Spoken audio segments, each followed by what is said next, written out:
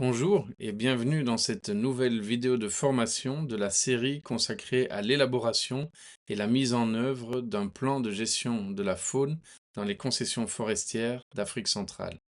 Cette série de formations a été créée dans le cadre d'un projet porté par l'ASBL Nature Plus et en collaboration avec Jean Blou Agrobiotech. Ce projet s'intitule Formation et diffusion des outils de gestion de la faune à destination des acteurs de la gestion forestière du bassin du Congo. Ce projet a été financé par le programme PPECF et cofinancé par l'Union européenne. Je m'appelle Eric Arnem et j'ai travaillé pendant 20 ans dans le secteur de la conservation en Afrique centrale. J'ai aidé de nombreuses entreprises forestières sur cette thématique de la gestion de la faune. Aujourd'hui, je suis consultant formateur sur cette formation pour Nature Plus. Aujourd'hui, je vais donc vous parler des méthodes d'inventaire par capteur acoustique. Cet exposé a été préparé par mon collègue Guillaume Baltus de Nature Plus dans le cadre d'un atelier organisé par le projet CapFaune. Alors, cette méthode des inventaires acoustiques n'est pas présentée ici dans notre fameux guide faune, simplement parce que cette méthode est encore relativement nouvelle et innovante, et donc on n'a pas encore tout le recul nécessaire que pour pouvoir le présenter comme une solution, notamment pour les concessionnaires forestiers. Comment fonctionne cette méthode d'inventaire phonique par capteur acoustique? La bioacoustique, c'est l'étude des sons qui sont émis par des animaux. Et c'est particulièrement pertinent dans notre cas de figure parce que en forêt, eh bien, la visibilité est généralement très mauvaise et on entend plus de sons qu'on ne voit les animaux eux-mêmes. Les sons qui sont émis par les animaux sont également riches en informations, que ce soit sur leur comportement, la taille des groupes, mais également d'autres informations liées à leur écologie. C'est effectivement une composante importante du vivant. Nous, en tant qu'espèce humaine, nous sommes plutôt une espèce visuelle, la vue est notre sens principal, mais pour de nombreux animaux, et notamment ceux qui résident en forêt tropicale, eh bien, ces animaux, ces espèces dépendent plutôt des sons pour pouvoir communiquer. Alors, une notion importante ici, c'est le spectrogramme ou le sonogramme. On va en parler durant tout cet exposé. Et donc, pour que vous compreniez bien, je vais vous montrer ici à quoi ça ressemble.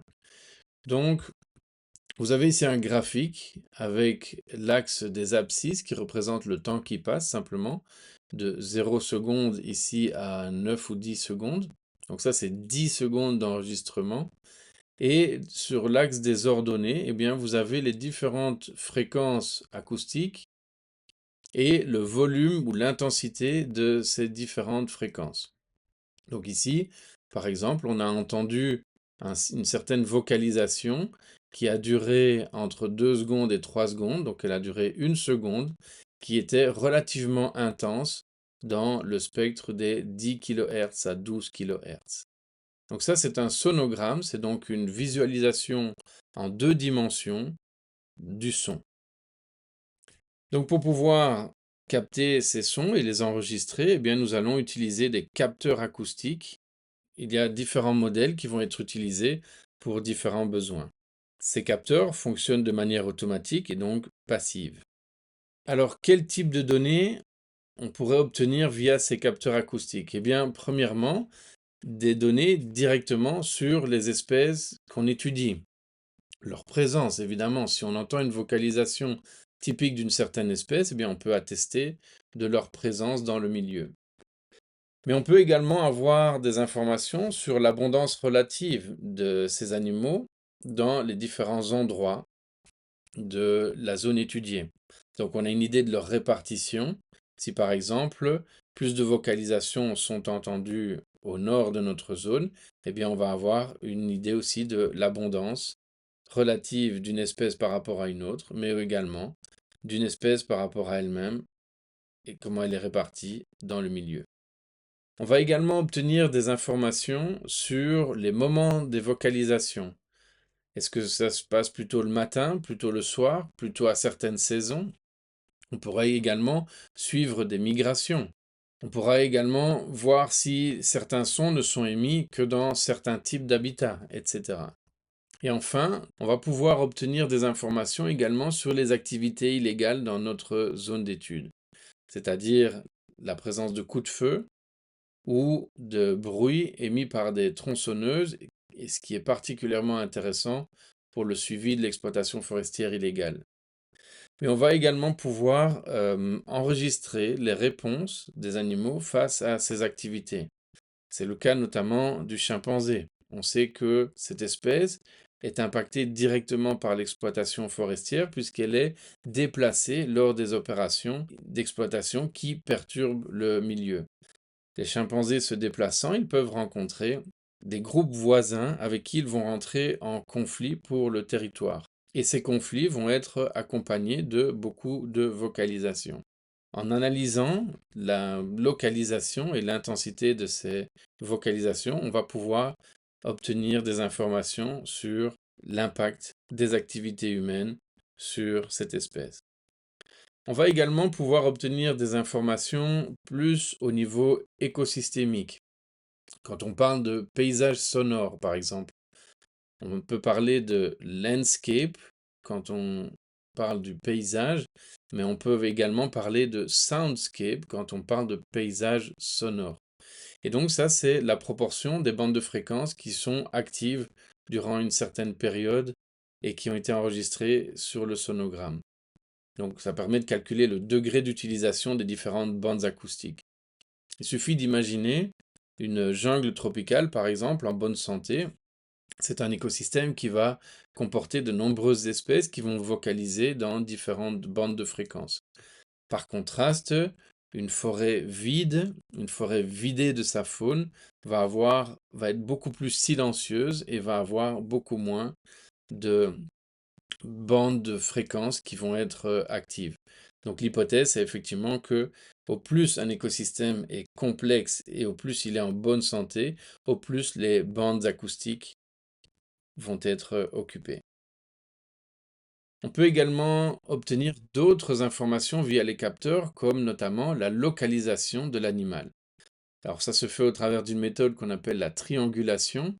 Et ça, c'est très intéressant parce qu'au final, si on arrive à localiser la présence d'un individu qui vocalise, eh bien, on va pouvoir également estimer une estimation du nombre d'individus par surface, par kilomètre carré, et donc une estimation de densité.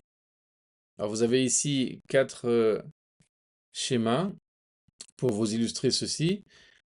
Imaginez qu'un animal vocalise au centre d'une grille d'échantillonnage avec des capteurs acoustiques. Ces 4 capteurs acoustiques doivent être parfaitement synchronisés dans le temps. Donc leur timestamp, comme on dit, leur horloge interne doit être parfaitement synchronisée.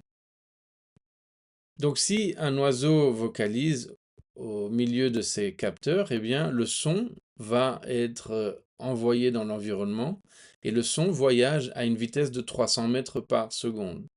Ici, si l'oiseau se situe plus proche du capteur numéro 2, eh bien c'est ce capteur numéro 2 qui va enregistrer le son en premier, suivi du capteur numéro 1, chez qui le son aura mis plus de temps pour lui parvenir. Les capteurs 3 et 4, même chose, vont enregistrer le son à un moment donné qui est plus tard que le capteur numéro 2. C'est donc bien la différence qu'il y a dans le timestamp, donc dans l'horloge interne, qui va nous permettre de savoir d'où le son provient. Donc on va étudier toutes ces différences, tous ces deltas dans les timestamps, et on va pouvoir par triangulation comprendre où se situe la source du son. Alors concernant le déploiement sur le terrain, vous allez voir que c'est une méthode qui est très facile. Premièrement, qu'est-ce qu'on déploie sur le terrain? Eh bien, ce sont des capteurs qui correspondent à nos besoins et aux espèces que nous étudions. Il y a différents types de capteurs depuis des capteurs bon marché jusqu'à des capteurs qui sont technologiquement très avancés et qui coûtent donc plus cher. Tout cela va dépendre finalement de la qualité du micro, puisque c'est surtout la qualité du micro qui va déterminer la bande de fréquence qui va pouvoir être étudiée. La robustesse des capteurs acoustiques va également entrer en ligne de compte dans le prix de ce matériel. Et finalement, le temps d'autonomie de ces capteurs est aussi un facteur à prendre en compte lorsqu'on achète des capteurs acoustiques. Donc il faut bien se rendre compte qu'il y a différents capteurs pour différents besoins. Et ici, on va parler notamment du capteur qui a été customisé, personnalisé par le laboratoire de Cornell pour une étude sur les éléphants. Ce capteur acoustique est très robuste, comme vous le voyez sur le schéma, il est dans une mallette de protection et il contient jusqu'à 12 piles qui lui permet d'avoir une grande autonomie sur le terrain. Donc c'est un capteur qui est idéal pour les longs déploiements. Alors chaque capteur viendra avec son application. Vous voyez ici un exemple de la page de configuration sur l'application du capteur Swift One. Alors on va bien entendu pouvoir paramétrer la date et l'heure du capteur, voire le synchroniser avec un ordinateur, ce qui est important notamment comme on l'a vu si on va tenter de localiser les sons. On va pouvoir avoir différentes options concernant le fichier audio qui va être enregistré sur une carte SD et on va pouvoir paramétrer le taux d'échantillonnage et le gain. Donc le taux d'échantillonnage, par exemple, on va utiliser une analogie en photo. Imaginez que vous essayez de prendre en photo un colibri qui vole. Si vous prenez une rafale de une photo par seconde, ce que vous allez surtout obtenir, c'est des photos où on voit les ailes du colibri qui sont floues. Et ça, c'est parce que finalement, la vitesse du mouvement du colibri est plus rapide que la vitesse de la rafale. Eh bien, en son, c'est la même chose. C'est le nombre de photos du son, donc d'enregistrement du son, que l'appareil va prendre par seconde. Donc, au plus le taux d'échantillonnage va être élevé, au plus on va pouvoir capturer des sons qui sont aigus. Et donc, idéalement, on va parler d'un sample rate, un taux d'échantillonnage qui doit être 2 fois supérieur à la fréquence cible ou à la fréquence la plus aiguë des espèces que nous allons cibler. Et le gain, maintenant, eh bien, le gain, si on utilise toujours notre analogie en photographie, c'est l'équivalent des ISO. Donc, c'est la sensibilité de la pellicule, donc la sensibilité de l'enregistreur. Donc, le gain ou amplification, ça fait la même chose en son, ça augmente la sensibilité du micro. Donc avec un gain plus fort, on va entendre des sons qui sont plus lointains, qui sont plus faibles. Donc on aura un meilleur rayon de détection. Mais s'il y a soudainement un son qui sera trop fort, eh bien celui-ci va être complètement déformé, saturé en tout cas. Il va être écrété. Donc en bref, concernant le gain ou l'amplification, il va falloir trouver un compromis entre entendre plus loin et éviter que les sons proches soient complètement distordus. Donc plus le gain est haut, plus on va entendre loin, mais plus on risque de saturer les sons forts qui sont enregistrés à proximité du micro. On va aussi pouvoir paramétrer typiquement des horaires d'enregistrement. Si notre espèce étudiée est une espèce diurne, eh bien cela sert probablement à rien d'enregistrer pendant la nuit. Donc à ce moment-là, on peut paramétrer que les enregistrements ne se passent que durant la journée, ou inversement. Et puis, comme je le disais, le matériel en lui-même est très simple à déployer sur le terrain. On va idéalement le déployer sous forme de grille, comme on le voit ici, avec plusieurs capteurs pour une seule grille. Ici, on a 25 capteurs par grille. Donc, comme je le disais, c'est très simple, il suffit d'attacher ces capteurs acoustiques sur un arbre et on est parti. Il va falloir prendre note de certaines informations, comme les coordonnées géographiques de la position du capteur au début de l'enregistrement, le type d'habitat dans lequel il a été positionné, etc. Donc, beaucoup d'informations qui peuvent accompagner le fichier audio une fois qu'il sera enregistré.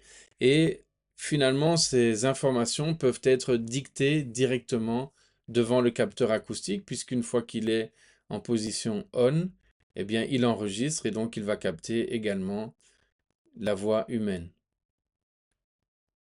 Alors, qu'en est-il de l'analyse et de l'interprétation de ces données? Alors ici, je n'ai pas du tout prétention de vous former à l'analyse de données acoustiques, puisque c'est relativement complexe, vous allez le voir, mais simplement de vous donner un petit aperçu des grands principes de l'analyse et l'interprétation de ces données.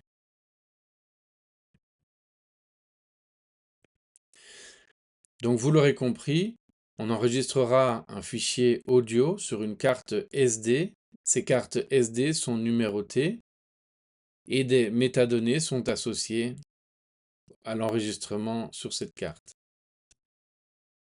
Ensuite, il faudra transformer les données brutes, donc le fichier audio, en fichier visuel, donc en spectrogramme, en sonogramme.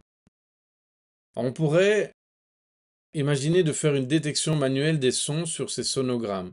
C'est-à-dire qu'on prendrait simplement le son, on écouterait la bande son et on reconnaîtrait nous-mêmes, en l'écoutant, eh bien, la signature d'une certaine espèce. Ça voudrait aussi dire que si on a enregistré pour 2 heures de son, eh bien, il faudra écouter 2 heures de son et l'analyser. Donc, c'est une méthode qui est extrêmement chronophage. C'est la raison pour laquelle nous allons utiliser des modèles de détection pour classer automatiquement les sons provenant de différentes espèces.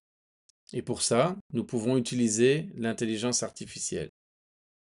Le principe de base, c'est qu'il faut nourrir un modèle qui va reconnaître une certaine signature sonore et créer des bases de données, des signatures qui sont acceptables et que nous allons associer à certaines espèces. Et donc au fur et à mesure qu'on alimente la base de données en son, eh bien le modèle de détection sera de plus en plus performant.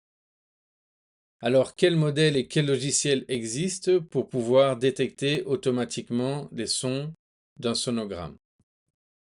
Eh bien, il y en a plusieurs, on va les passer en revue. On peut citer notamment les modèles qui proviennent de l'Elephant Listening Project, un partenaire de Nature Plus, qui a développé un algorithme pour ces détections automatiques de vocalisation d'éléphants, mais également de coups de feu. Donc ce modèle de l'Elephant Listening Project a été entraîné sur des bases de données son en provenance de Tsanga-Tsanga en RCA et Nwabali-Ndoki au Congo. Mais il y a d'autres logiciels, notamment celui qui a été développé par Rainforest Connection.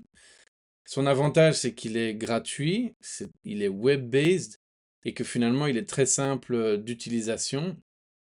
Ceci dit, comme ce n'est pas un logiciel en open source, eh bien c'est un petit peu une boîte noire sur la façon dont il fonctionne et donc on n'a aucun recul sur la performance effectivement de ces modèles. Donc on ne sait pas s'il y a des sons qui ne sont pas reconnus, voire des sons qui seraient passés outre la détection.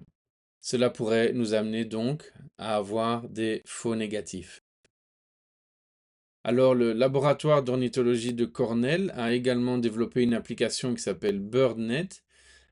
Et le modèle fonctionne un peu comme tous les modèles. Il transforme des données audio en échantillons de sonogrammes de 3 secondes. Donc, l'algorithme du modèle va travailler sur ces échantillons et va produire une table de probabilité de l'espèce qui est entendue sur cet échantillon de 3 secondes. Donc ici, vous voyez, il y a par exemple 3 espèces qui sont potentiellement émettrices des sons qui ont été enregistrés. Cette table va ensuite être comparée avec la localisation de l'utilisateur et pourra permettre d'affiner encore un petit peu plus la prédiction et finalement prédire que c'est une espèce plus qu'une autre qui est probablement émettrice de ce son en ce lieu, le lieu où l'utilisateur a échantillonné l'environnement. Alors, cette application est déjà bien aboutie. Sa base de données contient plus de 10 000 espèces d'oiseaux et 100 espèces non-oiseaux. C'est aussi une application qui est gratuite et open source. Cela en fait donc une application très intéressante à utiliser. Alors, que pouvons-nous dire sur les avantages, les inconvénients et les perspectives quant à l'utilisation de cette méthode d'inventaire phonique? Alors, premièrement, on peut citer comme avantage le fait que cette technique est peu invasive et qu'elle requiert finalement peu de travail sur le terrain pour déployer les capteurs. Potentiellement, un très grand nombre d'espèces peuvent être ciblées par les études qui utilisent cette méthode. Et le coût relativement faible du matériel utilisé rend la méthode particulièrement avantageuse. Mais finalement, par rapport à d'autres techniques d'inventaire phonique, c'est réellement la surface couverte et la durée d'enregistrement et l'autonomie finalement de ces appareils qui en font les plus grands avantages. C'est donc aussi une technique qui va être particulièrement intéressante à utiliser pour des espèces qui sont relativement rares, donc qui vont émettre très peu de vocalisation et qu'on ne va pas pouvoir détecter au moyen d'autres techniques d'inventaire. Mais il n'y a pas que des avantages. Les limites de cette méthode, eh bien, évidemment, la première est assez logique, c'est le fait qu'on ne va pouvoir étudier que les espèces qui émettent des sons, qui émettent des vocalises. Celles qui ne produisent pas de son vont forcément pas pouvoir être utilisées via cette technique. Une autre difficulté, c'est qu'on parlait de la surface de détection qui était plus importante que d'autres techniques d'inventaire. Mais ici, le problème, c'est que cette surface de détection va être dépendante de l'espèce qui produit le son. On comprend intuitivement que la surface de détection pour un petit oiseau va être relativement plus faible que pour une plus grosse espèce qui émet des sons qui portent plus loin. Et enfin, une troisième limite à cette technique, eh bien, c'est le fait que finalement l'analyse et l'interprétation des données restent encore assez complexes, surtout en Afrique centrale où les bases de données ne sont pas encore suffisamment développées. Et enfin, en termes de perspective pour l'avenir, je pense que cette technique d'inventaire a un énorme potentiel, mais nous avons besoin d'encore améliorer les modèles et donc d'alimenter les bases de données son qui existent pour l'Afrique centrale. L'énorme potentiel que cette technique présente, ce serait évidemment de pouvoir automatiser complètement l'analyse des bandes son, voire de le faire en temps réel, de façon à ce que des alertes puissent également être envoyées en temps réel lors de la détection, par exemple, d'un coup de feu. Et voilà pour la technique d'inventaire phonique par capteur acoustique. Je vous remercie de votre attention et j'en profite pour également remercier tous les partenaires du projet CapPhone qui sont présentés sur cette diapositive. Merci et à bientôt. Alors ceci clôture notre vidéo de formation. J'espère que l'exposé a été suffisamment clair pour vous et que vous allez pouvoir mettre en application les différentes notions que vous avez apprises. N'oubliez pas que vous avez toujours cet ouvrage de référence, le guide Phone, que vous pouvez télécharger si vous n'avez pas déjà fait, et dans lequel vous allez trouver énormément d'informations. Si vous avez des questions, n'hésitez pas, vous pouvez toujours me les envoyer à l'adresse qui s'affiche ici en dessous. Allez, je vous souhaite une bonne continuation dans tous vos projets. Ciao!